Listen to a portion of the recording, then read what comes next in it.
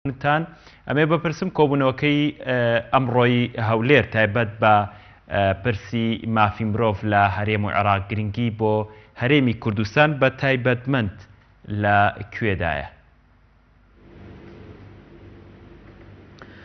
زۆر سوپاس کاتتان باش. دیارە دەستەی سەربەخۆی مافی مرۆڤ لە هەرێمی کوردستان بە پێی یاسای ژمارە 4 ساڵی 2010 ئەم دەستەیە کە دروست کراوە و ئەرکەکانی دەستنیشان کراوە بە چاودێریکردنی ڕەوشی مافەکانی مرۆڤ لە هەرێمی کوردستان و لە نێویشیاندا ئامادەکردنی راپۆرتی ساڵانە و راپۆرتی بەردەوام لەسەر ڕەوشی مافەکانی مرۆڤ لە هەرێمی کوردستان. دیارە ئەم دەستەیە ئەرکەکەی لە کۆمەڵێک مادەی تایبەت بە پێشێلکاریەکان دەستنیشان کراوە. ئەوەی کە گرنگە دەستەی مافی مرۆڤ توانیوێتی لە ماوەی ساڵانی ڕابردوو بە بەردەوام ئێمە راپۆرتی ساڵانەمان لەسەر ڕەوشی مافەکانی مرۆڤ و راپۆرتی 6 مانگزارێک و راپۆرتی تایبەت و راپۆرتی مانگانەشمان هەبووە. دیارە یەکێ لە کارەکانی دەستەی سەربەخۆی مافی مرۆڤ بریتە لە هەماهەنگیکردن لەگەڵ ڕێکخراوە نێودەوڵەتیەکانی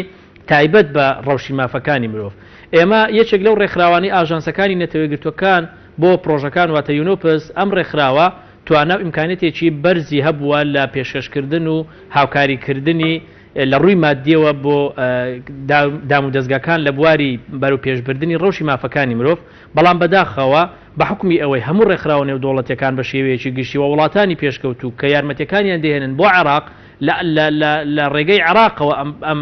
یارمەتی و هاوکاریانە دەگەنە هەرێمی کوردستان، زۆر جار هەرێمی کوردستان بێبەش دەبێ. بەڵام دوای ئەوەی کە وەفدی یونۆپس سەردانی دەستەی مافی مرۆڤیان کرد، ئەم پرۆژەیان پێشکەش کرد بەوەی کە ئەوان لەسەر پرۆژەیە کار دەکەن بۆ لێک نزیکردنەوەی کۆمیسیۆنی مافی مرۆڤی عێراق و دەستەی سەربەخۆی مافی مرۆڤ و لیژنەی مافی مرۆڤ لە پەرلەمانی عێراق و لە پەرلەمانی کوردستان و لیژنەکانی مافی مرۆڤ لە ئاستی ئەنجومەنی پارێزگاکان و تیمەکانی ڕێکخراوەکانی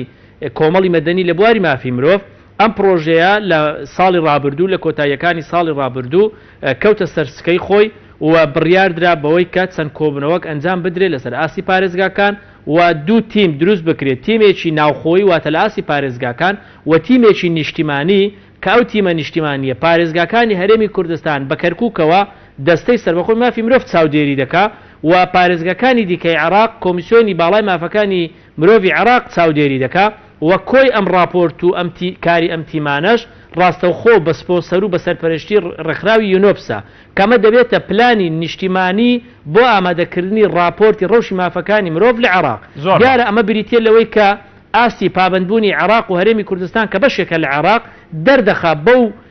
بەو ئیتیفاقی و ڕێککەوتنامانەی کە عێراق واژووی کردیا و بەشێک لەو ڕێککەوتنامانەشی کە واژووی نەکردیا و بەرەو پێشچوونی قۆناغەکانی مافی مرۆڤ لە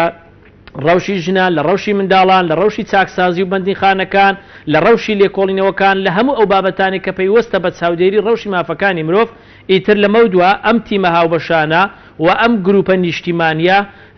ئەرچی چاودێریکردنی ئامادەکردنی راپۆرتی ڕەوشی مافەکانی مرۆڤ لە هەرێمی کوردستان و عێراق دەگرێتە ئەستۆ و دواتر ئەم راپۆرتە کۆ دەکرێتەوە بە شێوەیەکی گشتی وەکو راپۆرتی نیشتیمانی عێراقی پێشکەش بە لایەنە نێودەوڵەتیەکان و پێشکەش بە کۆمیسیۆنی باڵای مافەکانی مرۆڤ لە جنێڤ دەکرێت. زۆر باشە کاک محەممەد، ئامادەکردنی ئەو راپۆرتە نیشتیمانی کە بەڕێستان باسی دەکەن لەسەر ڕەوشی مافی مرۆڤ لە داهاتوودا چ کاریگەریەکی لەسەر ڕەوشی مافەکانی مرۆڤ بە تایبەت لە هەرێمی کوردستان دادەنێت؟ دیارە بەدڵنیاییەوە هەر هەوڵێک بۆ بەرەو پێشچوونی و باشترکردنی ڕەوشی مافەکانی مرۆڤ لە هەرێمی کوردستان ئەمە ئەرشی هەمومانە و حکوومەتی هەرێمی کوردستان یەکێک لەم کارانەی کە دەیەوێ بە جیهانی دەرەوە بیناسیێنی ئەوەیە کە چۆن دەتوانێت بە پێی ئەم بابەتانەی هەیە ئەم ڕەخنانی کە دەگیرێت چۆن دەتوانێت تۆ چارەسەری ئەم پێشێلکاریانە بکەیت بۆ ئەوەی لە داهاتوو لە ڕێگەی ئەو راپۆرتانەی کە ڕەخنە لە بەشێک لە پێشێلکاریەکان دەگیرێت تۆ چۆن چارەسەری ئەمانە دەکەیت. چونکە هەر راپۆرتێک یا هەر ڕەخنەیە کە ئاراستەی پێشێلکاریەکی مافی مرۆڤ دەکرێت لە هەرێمی کوردستان ئەمە تەنها بەوە کۆتایی نایە ئێمە تەنها بە راپۆرتێک وەڵامیان بدەینەوە بڵێن ئەم شێوازە ئاوایە یا بەو شێوە نیە، بەقەت ئەوەی کە لە ڕووی پراکتیکیەوە چۆن هەنگاو دەنین بۆ چارە سەرکردنی ئەم کەمە کوڕیانە. چونکە بەدڵنیاییەوە بابەتی پێشێلکاری مافەکانی مرۆڤ بابەتێکی جیهانیە، یعنی لە هەموو وڵاتانێک کە لە گۆی زەوی هەیە پێشێلکاری هەیە بەڵام بەڕێژە بەشێک لە وڵاتانە ڕەنگە ئاستی پێشلکاری زۆر باشە گەیاندبیتە قۆناغێکی زۆر باش و بەرە کۆتایی بچێت. پەیامەکە ڕوونە سەبارەت بەو منداڵانەی کە لە ئۆپراسیۆنی مووسڵدا دەستگیر کران چ ڕێکارێک بەرامبەر ئاسایشی هەولێر دەگرنە بەر کە پێچەوانەی مافەکانی مرۆڤ مامەڵیان لەگەڵ ئەو منداڵانەدا کردووە کە بە تۆمەتی پەیوەندی لەگەڵ داعش دەستگیر کران. من بۆ ئەوەی بەرچاوڕوون بن لەسرم هەواڵە دیارە ئێمە کە لە ڕۆژی 12 دواتە دوێنێ سەردانی چاکسازی ژنان و منداڵانی هەولێرمان کرد و چاومان بۆ منداڵانە کە ئەمەش دوای ئەوە هات کە ڕێکخراوی هومان ڕایتس وۆچ لە 15 ڕۆژ بەر لە ئێستا ئاماژەی بە بوونی ئەم ژمارە منداڵە کردبوو لە چاکسازی ژنان و منداڵانی هەولێر و ئاماژەی بۆ کردبوو کە ئەمانە ئەشکەنجە دەدرێن بە بەردەوام یعنی ئاماژەی بۆ کردبوو کە منداڵانە ئەشکەنجە دەدرێن بۆیە ئێمە هەر ئەو کاتیمێکمان نرد بۆ ئەوەی لە نزیکەوە ئاگاداری ئەم کەیسە بین و ئەمە گەیشتەوەی کەوان راپۆرتێکیان ئامادەکرد تیمەکەی دەستەی مافی مرۆڤ وەگەڕانەوە و ئاماژە بەم راپۆرتەی وان شاندێکی باڵای دەستەی مافی مرۆڤ بە سەرۆکایەتی بەڕێسەرۆکی دەستەی مافی مرۆڤ و سەرجەم بەڕێوەبەرەکانی دەستەی مافی مرۆڤ ڕاستە خۆر سەردانێکی مەیدانیمان کرد بۆ چاکسازی ژنان و منداڵان و لە نزیکەوە ئەو منداڵانەمان بینی کە ژمارەیان لە 200 تا 215 منداڵە کامانە تەمەنیان لە نێوان 11 ساڵ بۆ 17 ساڵە کە بە تۆمەتی تیرۆر بە مادەی تیرۆر دەستگیر کراون و ئەمانە بریتین لەو منداڵانەی کە لە دوای ئۆپەراسیۆنی ئازادکردنی مووسڵ لە دەوروبەری مووسڵ لە گوندەکانی دەوروبەری مووسڵ بە تایبەتی لە دەوروبەری گوندەکانی نەمرود و گیارە و ئەو ناوچانە ئەمانە لەلایەن هێزەکانی حەشدی نیشتیمانیەوە حەشدی عشایریەوە دەستگیر کرانە. ئێمە لە نزیکەوە کە گفتوگۆمان لەگەڵ ئەو منداڵانە کرد پرسیاری ئەومان لێکردن ئایا ئێوە چۆن دەستگیر کران و چۆن گەیشتونەتە ئێرە و چێ ئەم پرۆسەی ئەنجام داوە ئاماژەیان بەوە کرد کە ئەوان دوای ئەوەی پرۆسەی ئازادکردنی مووسڵ ئەنجام درراوە دواتر ئەمانە گوازراونەتەوە بۆ کەمپەکان و دواتر لە ڕێ ئەمانە بەشێکیان لەلایەن هێزەکانی حەشدی نیشتیمانیەوە دەستگیر کراون و ئەشکەنجەیەکی زۆر دراون و جۆرەها شێوازی ئەشکەنجیان لەسەر تاقی کراوەتەوە و ئێمە بە چاوی خۆمان بەشێک لەو ئەشکەنجانەمان بینی کە ئەمانە لەسەر جەستەیان دیار بوو و دواتر ئاماژەیان بەوە کرد کە بەشێک لەوانە دوای ئەوەی لەوێ ڕزگاریان بووە گەڕاونەتەوە ناو کەمپەکان لەلایەن هێزەکانی ئاسایی شێرەمی کوردستانەوە زانیاری هەبووە کە چەند هاوڵاتیەک لەمانە پەیوەندیان لەگەڵ داعش هەبووە دزیان کردوتە ناو کەمپەکان ئەمانە دەستگیر کراون وەک خۆیان ئاماژەیان پێکرد کە لە قۆناغەکانی سەرەتای لێکۆڵینەوە جۆرێک لە ئەشکەنجە هەبووە لەلایەن هێزەکانی ئاسایشیش بەڵام ژیانی ئێستایان لە ناو چاکسازی ژنان و منداڵان ژیانێکی زۆر ئاسایی بوو و هەموو پێداویستێکی کە پێویستە بۆیان دابین بکرێ وەکو زیندانیەک مافەکانیان لەوێ پارێزراو بوو تەنانەت بەڕێ سەرۆکی دەستە پرسیاری ئەوەی لێکردن کە ئەگەر بێت و ئێوە بگەڕێنەوە ئازاد بکرێن دەستنەوە شوێنەکانی خۆتان ئاماژەیان بەوە کرد کە هێشتا مەترسی لەسەر ژیانیان هەیە ئەگەر لە ڕابردوو لەلایەن هێزەکانی حەشدی نیشتیمانیەوە ئەمانە ئەشکەنجە درابن و زۆرەها شێوازی ئەشکەنجیان بەرامبەر بەکارهێنرابێت ئێستا ئەگە بگەڕێنەوە گرنتی ئەوە نییە کە لەلایەن هێزەکانی عراق و حەشدی شعبی و هەر هێزێکی دیکە کە لەو ناوچەیە ئەوانە پارێزراو بن بۆیە تەنانەت ئاماژەیان بەوە کرد کە ڕەنگە بکوژرێن بۆیە مانەوەیان لە هەرێمی کوردستان یان لە چاکسازی و سزنەکانی هەرێمی کوردستان زۆر پێخۆشتر بوو بەقەدەوەی کە بگەڕێندرێنەوە ئەوەی کە گرنگە دیارە ئێمە بەڕێ سەرۆکی دەستا پرسیاری ئەوەی لە بەشێکیان کرد کە ئایا ئەو تۆمەتەی بۆتان دروست کراوە کە وەکو پەیوەندیتان بە داعش ئەمە تەنها گومانە یا بەڵێ ئێوە پەیوەندیتان لەگەڵ داعش هەبووە ئەمانە بەشێکی زۆر لەوان خۆیان اعترافی ئەوەیان کرد کە بەڵێ ئەمانە پەیوەندیان لەگەڵ گروپی تیرۆریستی داعش هەبووە و